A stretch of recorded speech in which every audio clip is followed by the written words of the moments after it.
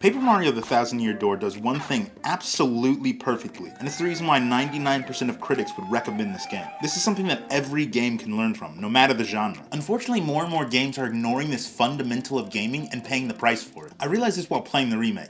In this video, I'm going to unfold what every game can learn from Paper Mario, what happens when they ignore this lesson, and a simple way to not screw this up in the future. Let me explain what Paper Mario excels at with a demonstration of my impressive origami skills.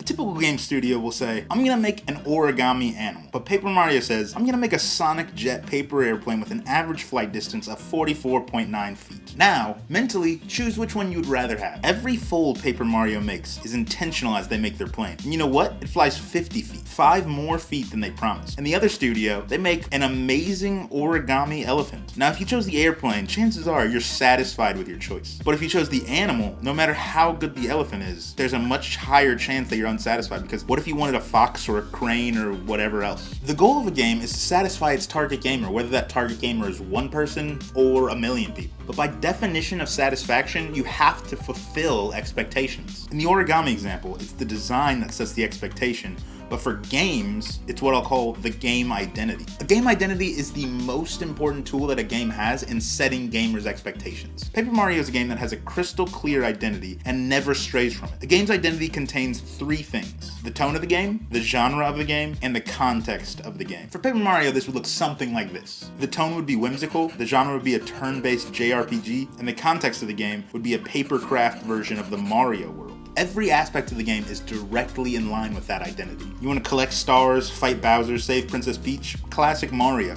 You want to turn into a paper boat, plane, or even roll yourself up? Classic Paper. Now, is Paper Mario for everyone? No, and no game is. But if it's not for you, you know it, and you're definitely not spending your money on it. Just like if you don't like paper planes, you wouldn't have chosen that one in the origami example. Meaning by having a clear identity, not only are you satisfying gamers who would love it, you're also telling gamers who wouldn't love it not to play the game. Win-win. And I can't stress enough how this applies to literally every genre or variety of game. I searched for the most opposite game to Paper Mario in existence to prove this point, and I found Rock Simulator. Paper Mario is far from a simulator, and as has been well documented, rocks hate paper. In this game, you play by simulating a rock. No joke, you can only do what a rock can do. Nothing. But you can change skins to different kinds of rocks, or change the setting if you want to be a rock in a different location, and let time pass. Let's break down the identity of this game. The tone, relaxing and peaceful. The genre, simulation. Context, rock. Expectations, set. And guess what? This game does not ever get outside of this identity. But wouldn't it be a cool idea to allow you to turn into a rock golem? Or what if we let the rocks roll around and run into each other? Or let's let rocks hunt down and destroy entire villages of scissors. All great ideas, and I'm sure some people would love them, but importantly, those things don't match this game's identity. Does this game meet the goal of satisfying its target gamers? I don't know. Ask its 100% recent and 94% all-time rating on Steam. Let's check out our recent review if that's not clear enough. The rock has become my world. I have dropped all other games, quit my job, left my spouse. The rock sustains me. The rock keeps me company. Fun stuff. Anyway, it's good to support small devs, so if you've ever dreamed of being a rock, you can find Rock Simulator and Rock Simulator 2 on Steam. Be sure to play the first one first, because if you don't, you won't understand the second one at all. So clear identity is important to achieving the goal of satisfying target gamers. Surely if a tiny video game YouTuber such as myself realized this, and game studios must have, right? Unfortunately, one of the biggest releases of last year is a glaring example of that not being the case. A game with tons of potential that felt like it just didn't really know what it was. And I'm curious, if you think you know what game I'm talking about, please pause the video and let me know in the comments. Just based off those 2 indicators, huge game, lack of identity.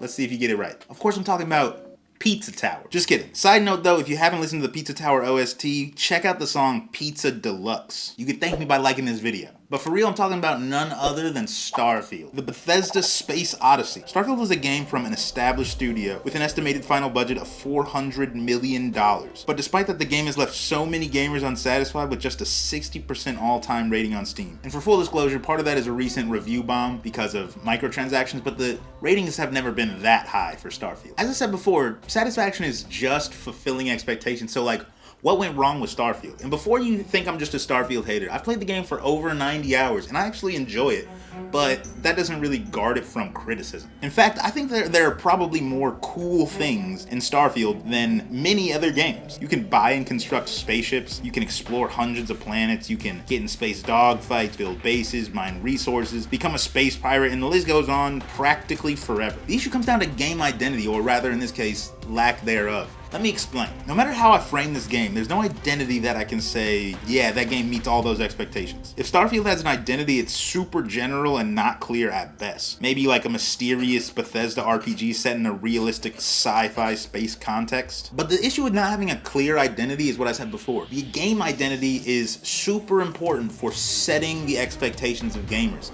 And if gamers don't have a clear identity to set the expectations, for better or worse, they're gonna set the expectations themselves. And when your identity can't be narrowed down any more than sci-fi space RPG, you're setting yourself up for failure. I can form so many expectations around that you have a 0% chance of exceeding my expectation, and, at best, you can meet some gamers' expectations. The single most common complaint I've heard about Starfield is in regards to the space exploration. And while you can design your ship, it's not used for exploration in any capacity. You can't land and you can't navigate yourself to a new planet. You can pretty much just fast travel. This may not have bothered everybody, but when some people hear space RPG, the most important thing is space exploration. And to not have that is a huge letdown. Some Starfield fans will say it's not Bethesda's fault that the fans have the wrong expectations. But then my question is why don't people have the same complaints about games like Mass Effect or Halo or Dead Space?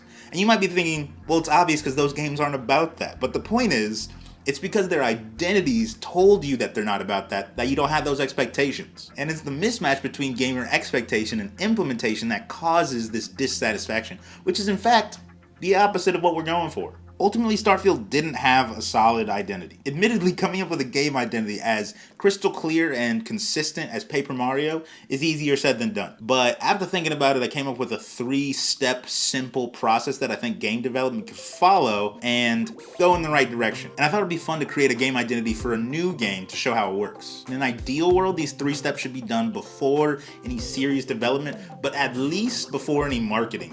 First, you gotta answer the 3 questions of identity. And let's say I wanna create a goofy action-adventure game in a vampire pirate world. We'll call it Booty and Blood.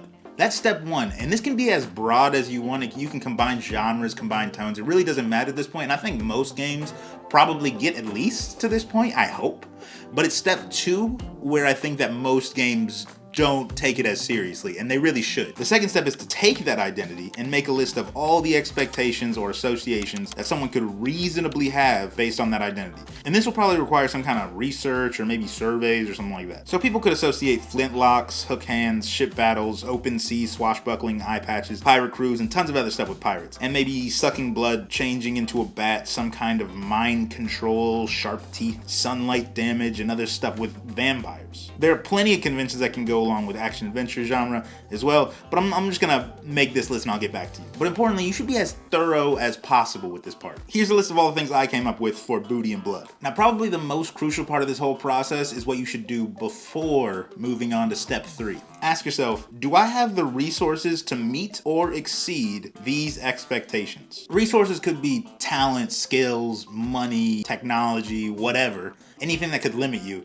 And crucially, if the answer is no, you should go back to step 1 and 2 and narrow down your identity. And in this case, let's say I don't have the resources to make this goofy action-adventure vampire pirate game. So I go back through steps 1 and 2 and I narrow it down until I land on an identity that I think I have the resources to pull off. And I think it's important to acknowledge that certainly less people will be interested in the final version of your identity than the first, more general version of your identity. But this whole video kind of boils down to this. Would you rather have 1 million people play your game and 99% of them hate it and call it a waste of money? Or would you rather have 10,000 people play your game and 99% of them think it's the best game ever? And now, I think honestly the biggest issue with the industry is that some of these money-hungry game studios would opt for the former.